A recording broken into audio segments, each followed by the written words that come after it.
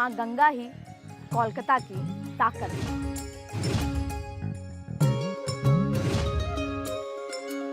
कोलकाता में चाय को चाय समझना गुस्ताखी होगा, क्योंकि चाय तो यहाँ पर दो दिलों को जोड़ने का काम करती है। कोलकाता जहाँ की हर गली में इतिहास सांस लेता है।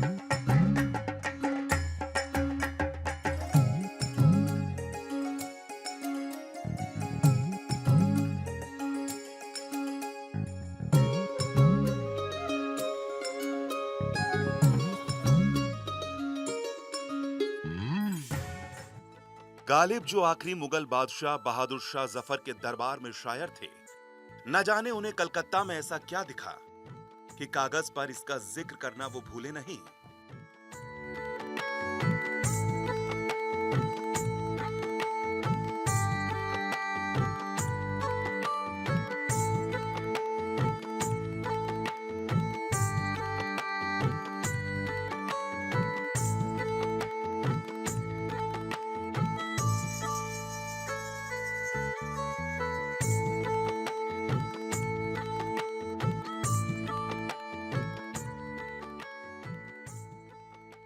दिल्ली से पहले भारत की राजधानी कोलकाता हुआ करती थी। 1690 में ईस्ट इंडिया कंपनी का एक नुमाइंदा जॉब चरनॉक कलकत्ता में सेटल होने के कुछ वक्त बाद ही 3 गांव सूतानुती, गोविंदपुरा और कोलकाता जमींदार से खरीद लिए गए।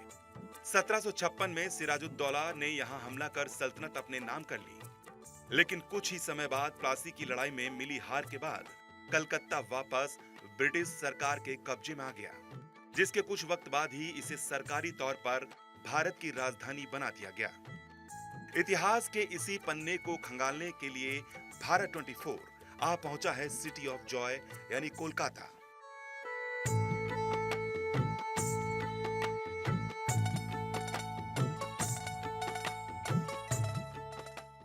लेकिन कोलकाता का जिक्र हो और मां गंगा, जिसे बंगाल में हुगली नदी के नाम से भी जाना जाता है, उसका अध्यात्म, सांस्कृतिक और ऐतिहासिक महत्व भी समझना जरूरी है।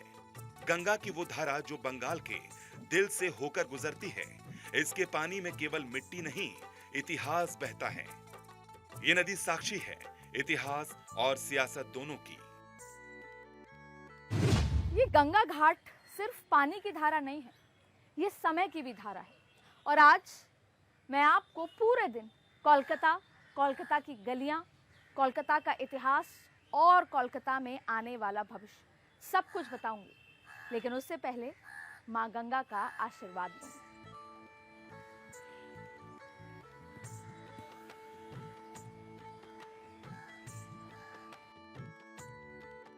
जब राजनीति और आध्यात्मिकता का संगम होता है तो भूगोल बदल जाता है। पीएम नरेंद्र मोदी के लिए बंगाल सिर्फ एक चुनावी रणभूमि नहीं है, बल्कि रामकृष्ण परमहंस और स्वामी विवेकानंद की वो तपोभूमि है जहां से भारत के आध्यात्मिक पुनरुत्थान का संदेश पाते हैं। मां गंगा के तट पर उनका ध्यान राजनीति को धर्म से जोड़ने के लिए एक कोशिश है। बंगाल का चुनाव इस बार केवल बदलाव या सत्ता का नहीं है, बल्कि एक तरफ वो विरासत है जिसने दशकों तक बंगाल पर राज किया, और दूसरी तरफ सोनार बांग्ला का वो संकल्प जिसमें विकास की नींव आध्यात्मिकता पर रखी जा रही है। मेरे पीछे ये बहती गंगा सिर्फ एक नदी नहीं है, ये आस्था है, ये विश्वास है, और यही भारत की आत्मा है। सुबह की आरती से लेकर शाम के जगमगाते दीपक तक यहाँ पर रोज कई कहानियाँ लिखी जाती हैं। और कहते हैं गंगा किनारे खड़े होकर इंसान खुद से मिल पाता है, और शायद यही कोलकाता की भी ताकत है। हुगली किनारे बसा ये शहर और आज़ादी से लेकर आज तक न जाने इतिहास के पन्नों में क्या कुछ समेटे हुए हैं, लेकिन माँ गंगा ही कोलकाता की ताकत है।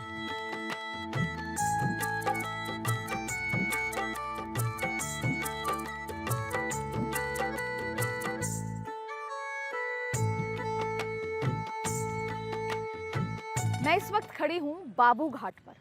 यह ऐतिहासिक घाट जहाँ पे हर रोज हजारों श्रद्धालु डुबकी लगाने आते हैं, पूजा अर्चना करने आते हैं और प्रशासन भीड़ की सुरक्षा के लिए, साफ सफाई के लिए काम करता है। लेकिन सवाल यही है कि हजारों की भीड़ अपने साथ बहुत सारी चुनौतियां लेकर आती है और उस चुनौतियों के बीच बहुत कुछ ऐसा हो जाता है जो इस घाट की सुंदरता को, साफ सफाई को, सुरक्षा को चुनौती देता है।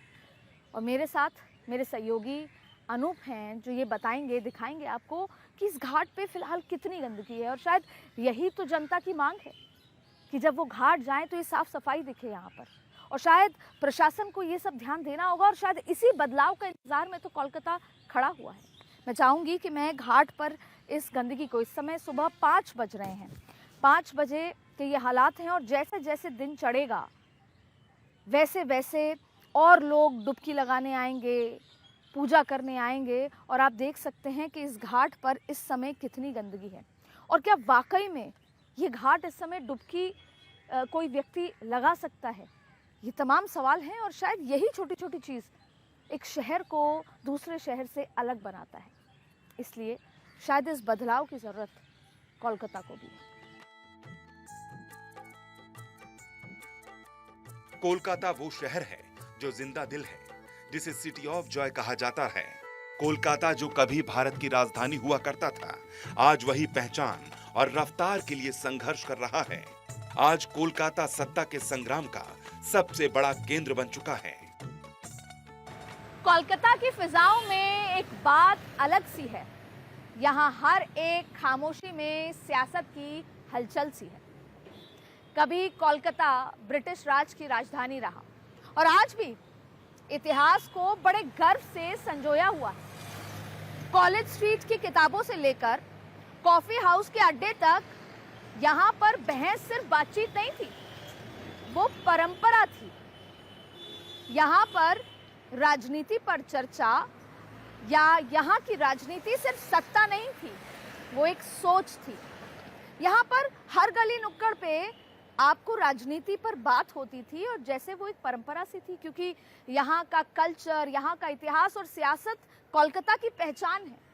लेकिन अब कुछ बदल सा गया है, अब कुछ खामोशी है और शायद हर उस खामोशी में एक सियासत की हलचल है। जो एक परंपरा थी बातचीत करने की सियासत पर, अब वो बदल सी गई है और इस आहट के कितने नए मायने हैं वो आज हम आपको कोलकाता के हर गली नुक्कड़ से बताएंगे। कोलकाता सिर्फ एक शहर नहीं बल्कि एक ठहरा हुआ एहसास है। यहाँ की सुबह अलार्म से नहीं बल्कि कुल्हड़ वाली चाय की सौंधी महक और चाय की चुस्की, इसके साथ ही अखबार के पन्नों की सरसराहट से होती है। यहाँ का मिजाज फुर्सत का है, चर्चाओं का है और उस अड्डा कल्चर का है जहाँ दुनिया भर की राजनीति एक कप चाय में सिमट जाती है।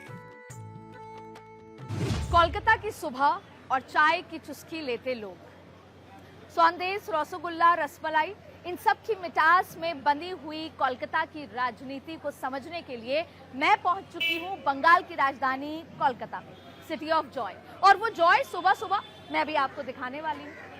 देखिए, कोलकाता है ना, माँ का घर है और माँ के घर से कभी कोई बच्चा भूखा पेट नहीं सोता और अगर कोई मेहमान भी आता है तो वो भूखा पेट वापस नहीं जाता। इसलिए मैं भी उस फीलिंग को और उस जायके को समझने के लिए आ पहुंची हूँ ऐसी टपरियों पर जहाँ पर बहुत स्वादिष्ट चीज़ें मिल रही हैं। अच्छा, मैं पहुँच गई हूँ अलग अलग ठेलों पर जहाँ पर मुझे हर तरह का जायका को समझना है और उस जायके के साथ यहाँ की राजनीति को समझना है।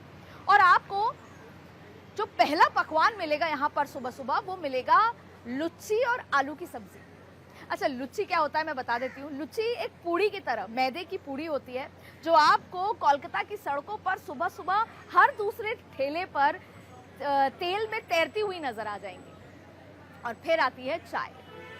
अच्छा, कोलकाता में चाय को चाय समझना गुस्ताखी होगा, क्योंकि चाय तो यहाँ पर दो दिलों को जोड़ने का काम करती है, उनको एक दूसरे को समझने का काम करती है, बहुत सारी अनकही बातों को कहने का मौका देती है और शायद एक दूसरे के नज़रिए को समझने का मौका देती है, जो कि मैं अभी आपको पीछे दिखाने वाली हूँ। इसलिए हम लेंगे यहाँ पर चाय की चुस्की और आनंद लेंगे लुच्ची और आलू की सब्जी का। और उस पर जब तक ये चाय उबलेगी तो हम आपको यहाँ के राजनीतिक किस्से और आने वाले भविष्य की आहट को भी समझाएंगे। तो आइए मेरे साथ।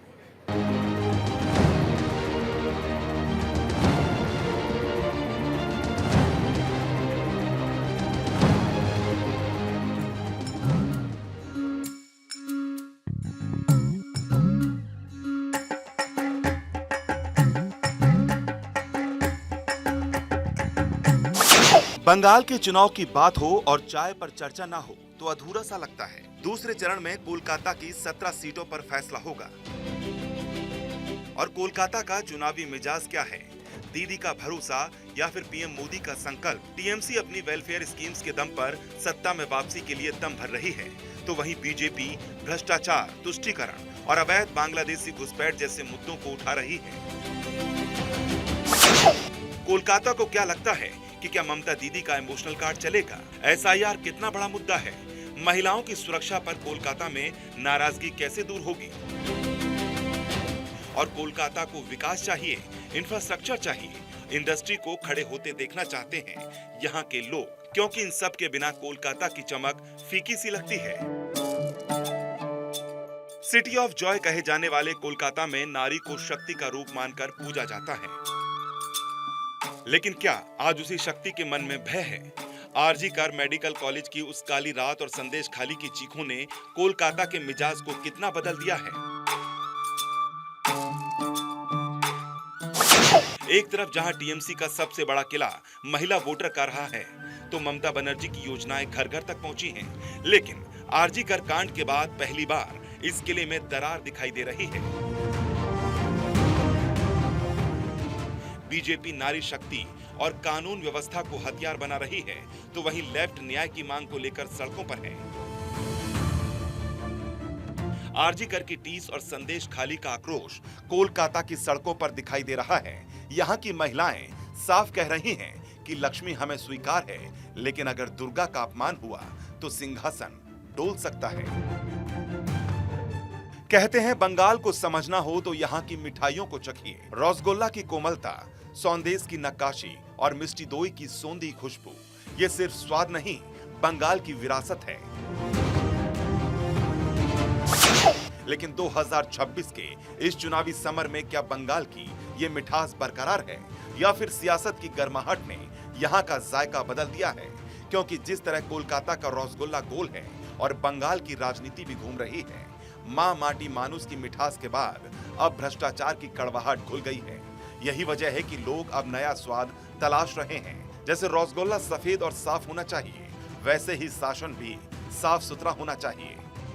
कोलकाता की सड़कों पर चुनाव का कवरेज करते करते मुझे लगा कि रसगुल्ला खाना चाहिए, तो मैं यहाँ पर कोलकाता की जो सबसे प्रमुख और सबसे फेमस दुकान है वहाँ पर आके रसगुल्ला खाने आई। तो मुझे रसगुल्ला को देखकर ये लगा कि ये कोलकाता की शान है, ये सिर्फ कोई मिठाई नहीं है। और सबसे बड़ी बात है कोलकाता की कि यहाँ की जो संस्कृति है, यहाँ की जो खान पान है, वो यहाँ की संस्कृति के साथ साथ राजनीति भी है, राजनीति का हिस्सा है। झालमुड़ी की बात कर लें, रसगुल्ले की बात कर लें, रसगुल्ले को लेकर हमेशा कई बार राजनीति हुई है और उड़ीसा के साथ कई बार चलता है कि उड़ीसा का रसगुल्ला ज़्यादा अच्छा है या कोलकाता का। लेकिन खैर, देश भर में बात यह है कि आप कहीं भी चले जाइए, रसगुल्ला तो कोलकाता का ही है। और इसीलिए इसको चखने आई तो मुझे लगा कि रसगुल्ला तो नरम है, लेकिन यहाँ की राजनीति बेहद सख्त है। सिटी ऑफ जॉय कोलकाता की एक और पहचान है झालमुड़ी, जिसमें तीखापन है, खटास है, थोड़ी मिठास है और बहुत सारा मसाला है। ठीक वैसी ही जैसी बंगाल की सियासत है। झालमुड़ी ये सिर्फ एक स्नैक्स नहीं, बल्कि बंगाल का इमोशन है। इसी झालमुड़ी का स्वाद जिसने कोलकाता की गलियों से निकलकर लंदन के पैलेस तक का सफर तय किया। झालमुड़ी बंगाल का वो जायका है जो अमीर और गरीब दोनों को पसंद है, जो हर फर्क को मिटा देता है। एक लोहे के डिब्बे में जब नारियल के टुकड़े, तीखी मिर्ची और खास मसाला तेल का तड़का लगता है तो तैयार होती है झालमुड़ी। कोलकाता की गलियों में, सड़क पर और हवाओं में खुशबू है, सरसों के तेल की, मिर्ची की और मुरमुरे की। अच्छा, ये यहाँ का कोई स्नैक नहीं है, ये यहाँ की आइडेंटिटी है, ये एक एहसास है। और मैं बात कर रही हूँ झालमुड़ी की। दरअसल देखिए, झालमुड़ी को आपने कोलकाता के लिहाज से सियासत के रूप में अभी सुना होगा, लेकिन मैं बात कर रही हूँ झालमुड़ी, जैसे कहते हैं कि अगर आप कोलकाता आए और आपने झालमुड़ी नहीं खाई तो आपकी यात्रा अधूरी है। लेकिन कितनी अजीब बात है ना कि एक ठेला, कागज का एक छोटा सा टुकड़ा और उसमें झालमुड़ी कोलकाता की संस्कृति को और राजनीति को जोड़े रखती है। लेकिन झालमुड़ी का अगर जिक्र करें तो मैं उसी स्टॉल पर आ जा चुकी हूँ और यहाँ पर अब कुछ खाने भी वाली हूँ। लेकिन उससे पहले आपको बता दूं कि ब्रिटिश काल से लेकर जब कोलकाता कैपिटल हुआ करता था, तब से लेकर आज तक झालमुड़ी है और झालमुड़ी ने सब कुछ देखा है। मुझे लगता है काश मैं झालमुड़ी से पूछ सकती कि आज के सियासत के मुद्दे क्या हैं, तो वो झट से बता देती कि बंगाल को, कोलकाता को क्या चाहिए। लेकिन झालमुड़ी से अगर कुछ सीखने वाली बात है तो है भेदभाव नहीं करना। वो किसी अफसर को, कॉलेज गोइंग स्टूडेंट को, किसी बाबू को, सबको बराबर आंकती है। यहाँ पर मर्सिडीज भी रुकती है, यहाँ पर ऑटो से भी लोग रुकते हैं और 10 रुपए में पेट भर जाता है। और सिर्फ पेट नहीं भरता है, संतुष्टि भी आती है और वो एहसास आता है। तो आज झालमुड़ी भी खाऊंगी और भैया से समझूंगी कि यहाँ पर क्या क्या चर्चा होती है, क्योंकि ये एक चर्चा का अड्डा भी है, जैसे हम चाय का जिक्र करते हैं।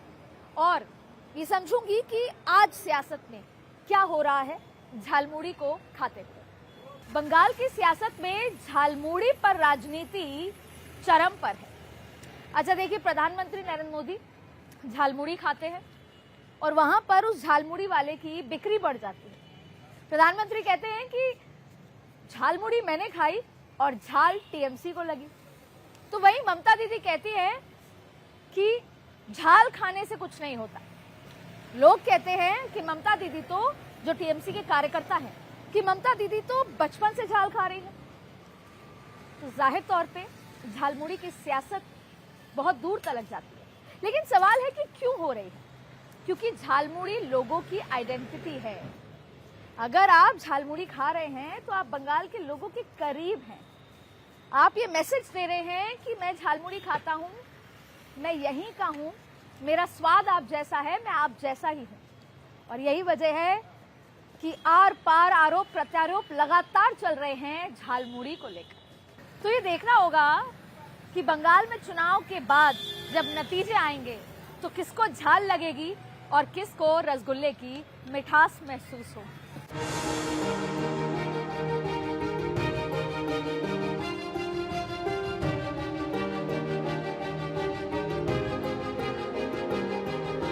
बंगाल के बारे में एक मशहूर कहावत है, माछे भाते बंगाली। यानी मछली और भात यानी चावल के बिना एक बंगाली का जीवन और उसकी पहचान अधूरी है। यहां मछली सिर्फ भोजन नहीं, शुभ सगुन है, परंपरा है और कला का एक हिस्सा है। कोलकाता की सुबह अलार्म से नहीं, बाजार की चहल पहल से होती है।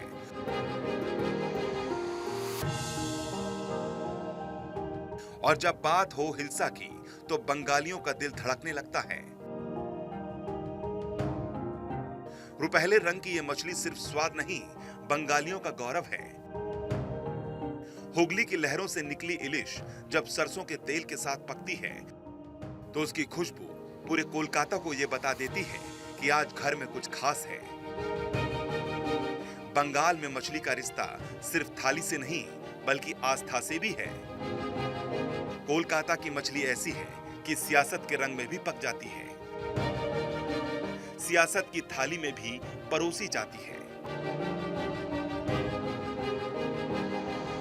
ये मछली जो है, ये सिर्फ खाना नहीं, स्वाद नहीं, ये यहाँ की पहचान है, संस्कृति का हिस्सा है, भावना के अंदर बसी हुई है। तो जैसे अगर कोई गेस्ट घर पे आएगा तो वो उसको मछली भात खिलाएंगे, ये उसका सम्मान है, ये उसकी आवभगत है। और हम यहाँ पर मौजूद हैं, मैंने कई लोगों से बात की, लेकिन एक खास बात है कि यहाँ की जो मछली है, बंगाल की थाली की मछली अब सियासत का हिस्सा भी बन चुकी है। अब आप पूछेंगे कि मछली और सियासत का क्या लेना देना, तो वो कनेक्शन भी मैं आपको बताऊंगी। माछेर झोल हो या लिश माछ, यहाँ पर मछली सिर्फ स्वाद नहीं है, वो एक लाइफस्टाइल है, यानी जीवन शैली है। लेकिन जब चुनाव करीब आते हैं तो ये बन जाता है पॉलिटिकल सिंबल भी। तो जैसे ही चुनाव आते हैं, चाहे ममता बनर्जी हो या भारतीय जनता पार्टी के नेता हो, वो मछली की बात करने लगते हैं, मछली बाजार आने लगते हैं, मछली को हाथ में लेते हैं, मछुआरों से करीबियां बढ़ाते हैं, उनके समृद्धि की बात करते हैं, उनके व्यापार की बात करते हैं, ट्रांसपोर्टेशन वालों से बात करते हैं। और उससे बड़ी बात, आपको नेता मछली भात खाते निकलेंगे, आपको लगेगा कि लोग मछली खा रहे हैं। और ये सब इसलिए कि यहाँ के लोगों में के दिल में बसती है मछली। और अगर आप मछली खा रहे हैं, फिश मार्केट आ रहे हैं, तो ये एक पर्सनल कनेक्शन के तौर पर देखा जाता है। तो आपने देखा होगा कि बीजेपी के नेता हो या ममता बनर्जी हो, मछली पर सियासत जमकर है। यानी ये सिर्फ व्यंजन नहीं है, इस पर डिबेट भी होती है। और यहाँ तक कि वोट बैंक की राजनीति में मछुआरे आ जाते हैं, उनसे कहा जाता है कि आपकी आय बढ़ा दी जाएगी। व्यापारी मछली के व्यापारियों को कहते हैं कि आपके लिए सब अच्छा होगा। साथ में ट्रांसपोर्टेशन की बात होती है, यहाँ तक कि आय बढ़ाने के लिए स्टोरेज के नारे लगते हैं कि आपको कोल्ड स्टोरेज देंगे और एक्सपोर्ट्स भी बढ़ा देंगे। ये सब वोट बैंक की राजनीति में नजर आने लगता है।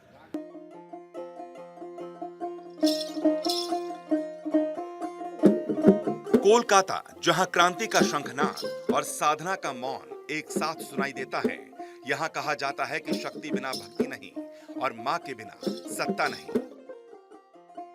ये भूमि बुद्धिजीवियों की हो सकती है, तर्कवादियों की हो सकती है, लेकिन इस माटी की धड़कन आज भी दो शक्ति पीठों में बसती है, दक्षिणेश्वर और काली घाट। हुगली के तट पर खड़ा दक्षिणेश्वर सिर्फ पत्थर और चूने का ढांचा नहीं, एक सामाजिक विद्रोह का प्रतीक है। तो आज के बंगाल में ये मंदिर सियासत का सबसे बड़ा पावर सेंटर बन चुका है। बीजेपी के लिए दक्षिणेश्वर हिंदुत्व और बंगाली पुनर्जागरण के मिलन का बिंदु है। प्रधानमंत्री नरेंद्र मोदी जब यहाँ नतमस्तक होते हैं तो वो एक बड़ा संदेश देते हैं कि बंगाल की असली पहचान आध्यात्मिक राष्ट्रवाद है, न कि वर्तमान की वोट बैंक की राजनीति।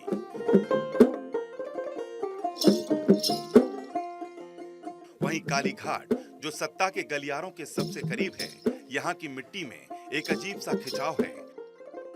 राजनीति का कोई भी धुरंधर हो, चाहे वो दीदी की सत्ता बचाने की जंग हो या पीएम मोदी का सत्ता परिवर्तन का संकल्प, बिना मां काली के आशीष के यहाँ कोई भी तिलक अधूरा माना जाता है। काली घाट आस्था और राजनीति का ऐसा संगम है जहाँ तर्क हार जाता है और विश्वास जीत जाता है। मैं इस समय काली घाट मंदिर में मौजूद हूँ, जहाँ की पुराणों में बड़ी मान्यता है। ये शक्ति पीठों में से एक पीठ है, जो कि माँ के सीधे पैर के अंगूठे को यहाँ पर पूजा की जाती है माँ के रूप में। अच्छा, कोलकाता में अगर माँ की शक्ति की पूजा की बात करें तो वो अद्भुत है। और सबसे बड़ी बात है कि ना सिर्फ ये सियासत का केंद्र है, ये आस्था के साथ साथ यहाँ पे पॉलिटिक्स बहुत जबरदस्त होती है। जैसे ही चुनाव आता है, पॉलिटिकल लोग आपको यहाँ पर दर्शन करते दिखते हैं, क्योंकि वो सीधा एक नैरेटिव बनता है, एक मैसेज जाता है। आपने ममता दीदी को देखा होगा यहाँ पर दर्शन करने, पूजा करने, और जैसे सियासत आती है और चुनाव जाने के बाद भी जब दुर्गा पूजा आती है, पंडाल लगते हैं, उसमें भी सियासत का एक बड़ा रोल। लेकिन आज मैं यहाँ पर सियासत से हटकर एक बात कहूँ, ये कोलकाता में दुर्गा पूजा सिर्फ एक आस्था का विषय नहीं है, ये एक समाज की बड़ी तस्वीर के रूप में है। जब कोलकाता में दुर्गा पूजा होती है तो पूरी रात बंगाल जगता है, जश्न मनाता है और पूरा समाज एकजुट खड़ा होता है। हर वर्ग के लोग एक साथ खड़े नजर आते हैं। और शायद कोलकाता की सबसे बड़ी ताकत है दुर्गा पूजा में जो एक सामाजिक संदेश जाता है, और इसीलिए शायद पूरी दुनिया को सबसे बड़ा समाज के तस्वीर के रूप में एक भव्य तस्वीर कोलकाता में जब दुर्गा पूजा होती है जाती है। लेकिन सियासत साथ साथ चलती है, पंडाल के साथ, तमाम चीजों के साथ। हर पॉलिटिकल पार्टी जब आती है तो यहाँ पर काली मंदिर हो या दूसरे स्थल हो, वहाँ की सियासत भी साथ साथ। और इसीलिए चुनाव वाले दिन यहाँ पर दर्शन होंगे, यहाँ की वोटर्स को संदेश जाएगा कि आपको मुझे जिता के लाना है, माँ का आशीर्वाद मिल गया है, जनता जनार्दन का आशीर्वाद भी मिल जाए तो सत्ता में आके बंगाल का किस्मत बदलने का काम करें। हुगली का जल साक्षी है कि बंगाल में राज वही करेगा जिसे शक्ति का वरदान मिलेगा, क्योंकि बंगाल जानता है कि सिंहासन का रास्ता जन्मत से पहले मां की चौखट से होकर गुजरता है।